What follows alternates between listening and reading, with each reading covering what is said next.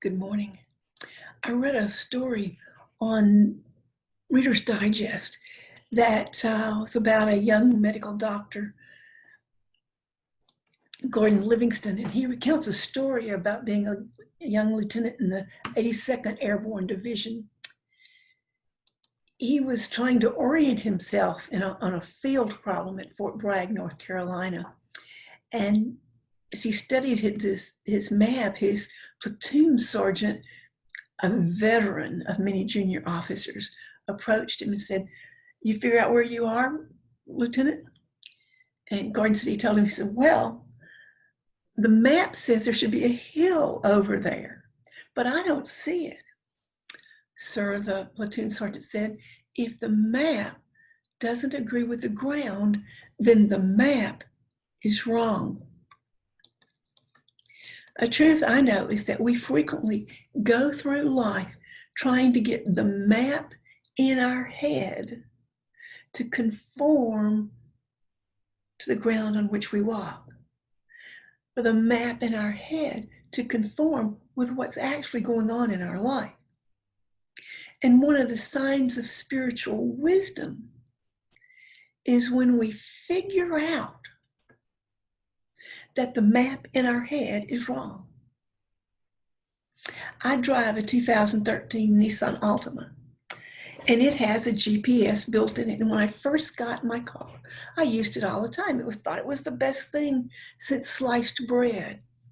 Well, since 2013, the city of Melbourne, Brevard County, the state of Florida, they've all built streets, roads, and entrances to I-95.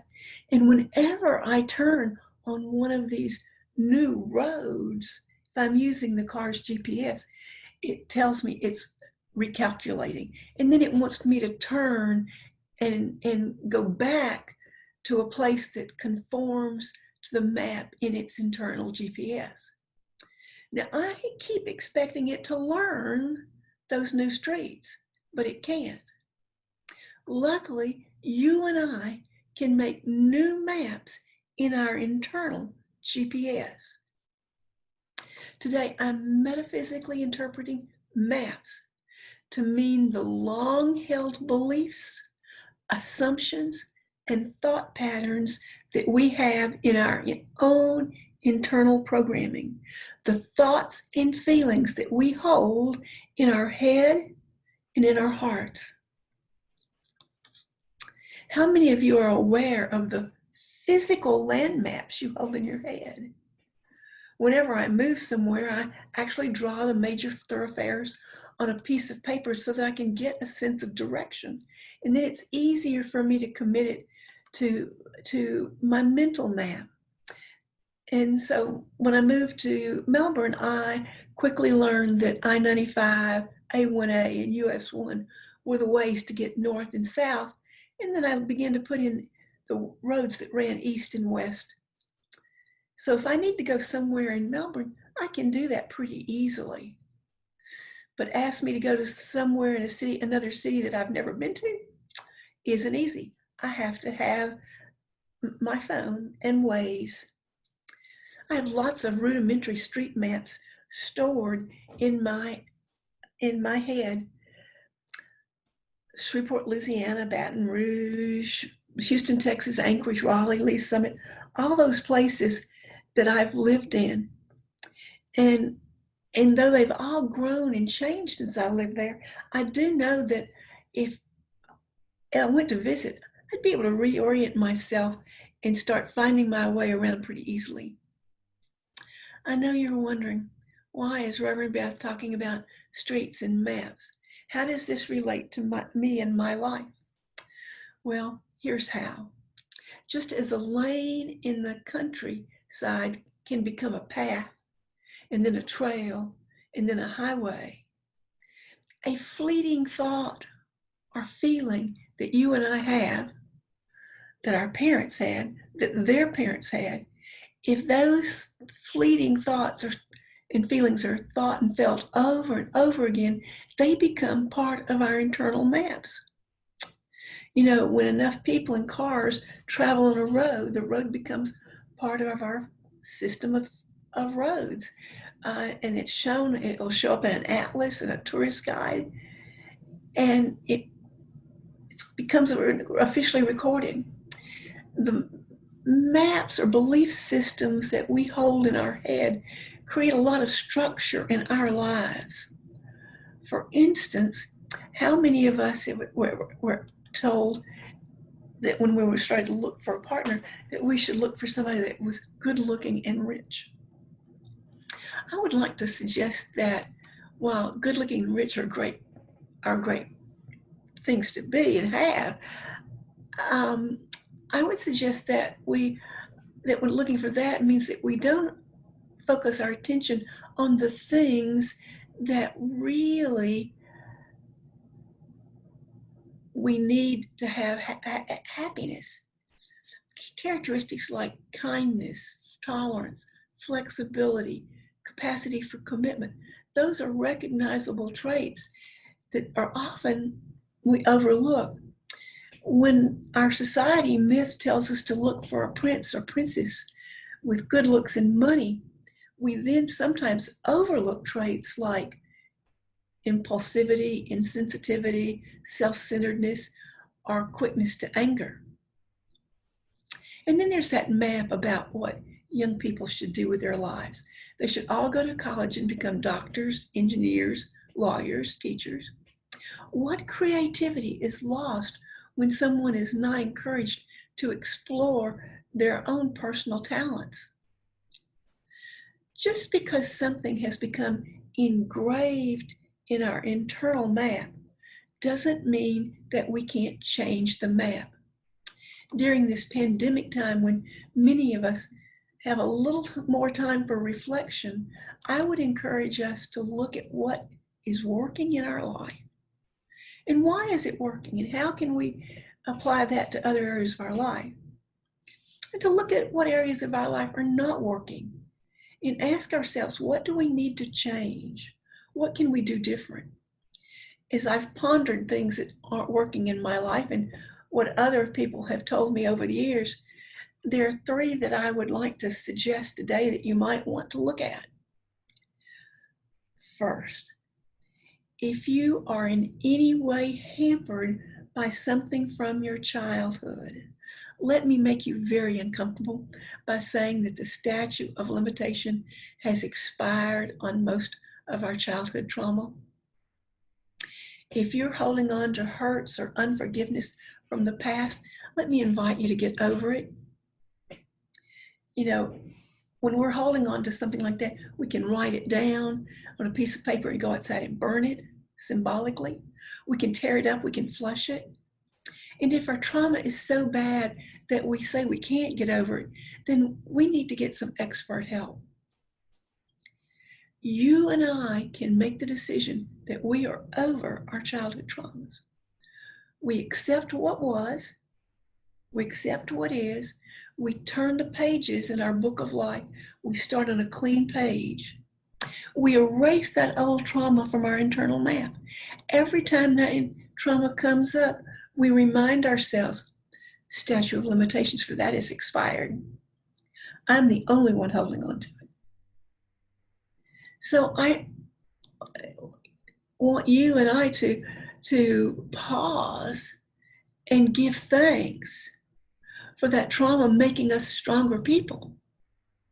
We can give thanks that we're not making the same mistakes today that other people have made. And if we are, it's never too late to say we're sorry and to change our ways. Another part of the map that needs to go is that part that says we can predict or control where life is going to take us. Life is always giving us lessons in the form of change. Things like an economic downturn, loss of job, loss of loved ones, diagnosis of a life-threatening illness, or even a pandemic. When our mental map says we can't be happy unless life is just so, we are very likely going to be unhappy. Again, having gratitude for the life we have and the way things are is one of the best tools we have. A third way that our internal mental map hampers us is with fear and anxiety. The most secure prisons are those that we construct for ourselves. Everything we're afraid to try, all of our unfulfilled dreams constitute a limitation of what we are and what we could become. For over 20 years, I have heard all the reasons that someone can't do something that they long to do. I've listened to myself talk about all the reasons that I can't talk note free. And I realize that it's my fear that I might say something wrong. I might say something that would offend somebody, or heaven forbid, I might not be able to think of anything to say. So I've trapped myself, prisoned myself to always have no's. So back to the question of what isn't working in your life? What is it that you are blaming someone for or something for not being able to do? What fear do you have? You and I have Unity's teachings. We have our 12 powers. Unity's 12 powers, spiritual powers or faculties that we can use to overcome the dead-end places on our map. We can use our imagination to think of new territories and new ways, new places of being, and new places to go and new things to do. We have our faith that we are supported by God all the time. And we have the strength to chart whole new territories for ourselves. And Unity gives us teachings that with tools to use, we can use prayer, affirmative prayer, affirmations and denials. We can use the denial. Statute of limitations has run out on that trauma. I affirm that I move forward with confidence and ease. We can meditate. We can just get still. Just get still and let the universal mind of God that we have absolute access to, let it speak to us and give us wisdom that's outside the walls of our body. And gratitude, just using gratitude can help us tailor a new way. You and I have internal mental maps. They are made up of the thoughts and feelings that we have had over and over. And when those thoughts and feelings are useful, and the roads and maps and trails in our brain, when they're useful, they let us do things easily and effortlessly. When they are wrong, they keep us from love and happiness and living our life fully out loud. Just like the GPS, which is outdated in my car, or a map that is outdated, our internal maps may need to be updated and upgraded. And updating and upgrading our internal maps doesn't cost money, like going to Nissan and paying lots of money for a memory upgrade for my car's GPS. But it does take some effort. We need to look at our lives and see if we like where we are. We like where we're going. We need to look at the things that are working in our lives and the things that don't. And then we need to embrace and embody our spiritual powers and utilize our tools, gratitude, visualization, affirmations, and denials to set a new course for ourselves and our life. In doing so, we'll set a new course for our world. The everlasting truth is that if you and I make new internal maps on the inside, it will show up totally in the outside, in the external. When you and I change what goes on in here, it will show up out here.